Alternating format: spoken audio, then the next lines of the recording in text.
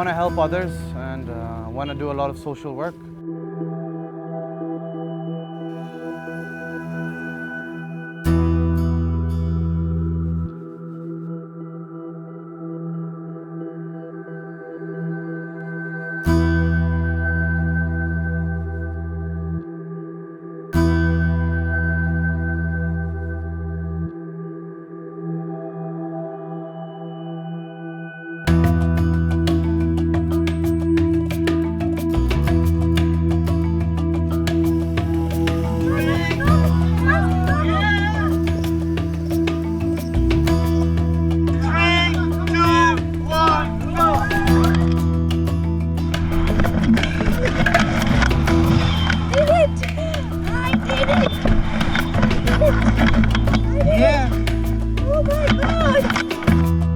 Reshma and me have conquered our fears. Now we're not scared anymore of a natural disaster. Even if there was even an 8.5 earthquake to come, it doesn't matter.